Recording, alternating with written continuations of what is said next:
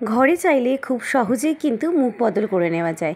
মানে ওই খাবারের একঘেয়েমিকে কাটিয়ে ওঠার জন্যই আজকে এই রেসিপিটা ট্রাই করেছি।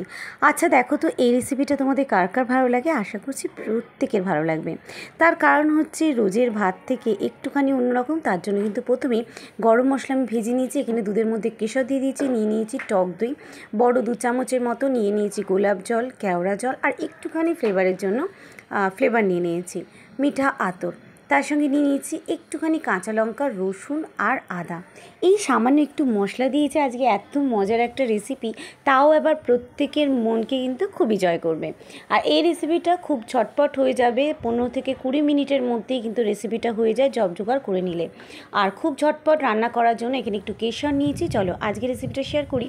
আর কার কার রেসিপিটা অলরেডি করে নিয়েছো অবশ্যই আমাকে কমেন্টে জানাবে, আর কেমন লেগেছে সেটাও। তো মিক্সির বাটিতে মশলাগুলো নিয়ে নিলাম, আর নিয়ে এবারে কিন্তু এটাকে ভালো করে পিষিয়ে নেবো। খুব সামান্য মশলা দিয়ে এই রেসিপিটা হয়ে যায়, কোনো তামঝাম না, সবই ঘরে আমাদের সাধারণ যে রেগুলার মশলা থেকে তাতেই। দিয়ে দেবো সামান্য একটু পেঁয়াজ কুচি, এখানে একটা পেঁয়াজ কুচি দিয়ে আমি দিয়ে দিয়েছি।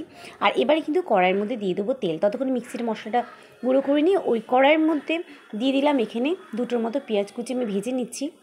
অবশ্যই লাল করে ভাজতে হবে, এটা বেরেস্তা করবো তো তার জন্য কিছুটা তুলে রাখবো, কিছুটা এর মধ্যেই নিয়ে দেবো। এবারে এই তেলটার মধ্যে কিন্তু অল্প পরিমাণে ঘিও আমি অ্যাড করেছিলাম, যাতে করে ফ্লেভারটা খুব সুন্দর হয়।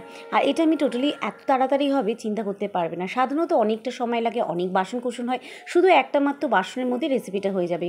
দিয়ে দিলাম বাটা মশলা, দিয়ে দিলাম ম্যারিনেট করা চিকেন। এটা কিন্তু মাটন দিয়েও করা যায় বা চিকেন দিয়ে যে কোনো কিছু দিয়েই করা যায়। খুব তাড়াতাড়ি নাড়াচাড়া করে নেবো। আর যেহেতু ম্যারিনেট করা ছিল, সব রকম মশলা চিকেনের মধ্যে ছিল, তবে হলুদ খুব একটা না দিলেই হয়, এখানে আমি একটুখানি লঙ্কার গুঁড়ো ইউজ করেছিলাম।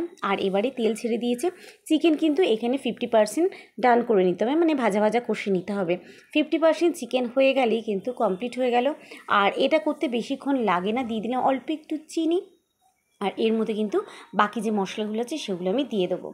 আর তেল ছাড়ার পরে চিকেনটা হয়ে গেছে, দিয়ে দিলাম কিছুটা খোয়া ক্ষীর দিলে কিন্তু এর টেস্ট অনেকটা ভালো হয়। এবারে আবারও ভালো করে নাড়াচাড়া করে নেব। আর খুব সহজে ঘরে বাচ্চা থেকে বড় সকলের মন জয় করে দিয়ে দিলাম একটুখানি ফ্রেশ ক্রিম। এটাকে দিয়েও ভালো করে নাড়াচাড়া করব, কারণ ক্রিমি করতে হবে মাংসটাকে, আর খুব সফট হবে। আর ক্রিমনেসটা খুবই ভালো লাগে, দেখতেই পাচ্ছ মাংসের কালারটা কি দারুণ এসছে। এবারে দিয়ে দেবো ভিজিয়ে রাখা দেরাদুন চাল। এটা কিন্তু দেরাদুন চাল দিয়ে সবথেকে ভালো হয়, তো আমি এখানে দেরাদুন চাল দিয়ে দিয়েছি। এটাকে আমি 1 ঘন্টার মতো মানে ভিজিয়ে রেখেছিলাম, জলে ধুয়ে ভিজিয়ে রেখেছিলাম। আর এবারে মাংসর সঙ্গে চিকেনটাকে ভালো করে কষে নেবো। তোমরা চাইলে আলু দিতে পারো, এখানে আলু দিয়েও ভালো লাগে, দুর্দান্ত লাগে। তো আমিও কটা আলু দিয়ে দিয়েছিলাম, আলুটাকে ভেজে নিয়েছিলাম, কাঁচা দিলেও চলে।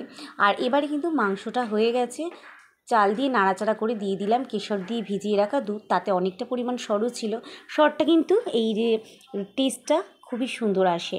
আর এবারে দিয়ে দিলাম জল, গরম জল না, নর্মাল টেম্পারেচারে জল দিয়ে দিলাম। এবারে আমি কুকারটাকে ঝাঁকিয়ে নিলাম, আর দিয়ে দিলাম গোলাপ কেওড়া জল, তার সঙ্গে কিন্তু আতর। আর এখানে দিলাম অল্প একটুখানি নুন স্বাদ মতো দিলাম, দিয়ে দিলাম চিনি, অল্প একটুখানি চিনি, তোমরা চাইলে চিনিটা স্কিপ করতে পারো। আর দিয়ে দিলাম মশলা, এখানে গরম মশলা যেটা প্রথমে ভেজে রেখেছিলাম সেই মশলাটাই মিক্সিতে গুঁড়ো করে দিয়ে দিয়েছি 2 চামচের মতো। এখন দিয়েছি 1 চামচ, মাংস কষার সময় 1 চামচ দিয়েছি। দিয়ে এবারে কিন্তু এটাকে একটু নাড়াচাড়া করে নেবো, নুনটা পুরো যাতে ছড়িয়ে যায় সেটাকে এইভাবেই নাড়াচাড়া করে নেবো। এবার এটাকে প্রেশারে সিটি দিয়ে দেবো। আর ওপর দিয়ে দিয়ে দিলাম বেরেস্তাটা, যেটা পরেও দেওয়া যায়, আমি এখন একটু দিলাম, পরে একটু দেবো। এখানে জাস্ট একটা মাত্র সিটি দিতে হবে, যাতে করে কমপ্লিট হয়ে যাবে রান্নাটা। দেখো রান্নাটা কি দুর্দান্ত হয়েছে না? তোমরা এই রেসিপিটায় কী বলো জানি না, অনেকে আবার বিরিয়ানিও বলো, তবে এটা প্রেসার কুকারই দুর্দান্ত হয়। বিরিয়ানিকেও ফেল পড়াবে, এটার টেস্ট এত দুর্দান্ত হয়। চলো এবারে ডিম সেদ্ধ, পেঁয়াজ দিয়ে আর ধনেপাতার চাটনি দিয়ে আমি পরিবেশন করেছি। আর দুর্দান্ত স্বাদের আর ঝটপট রেসিপি যদি খেতে চাও অবশ্যই এইভাবে ট্রাই করো, আশা করছি প্রত্যেকের খুব ভালো লাগবে। আর ছোটো বাচ্চারা তো খুবই খুশি হবে। আজকের মতো এতটাই, দেখা হচ্ছে নেক্সট ভিডিওতে। Bye, take care.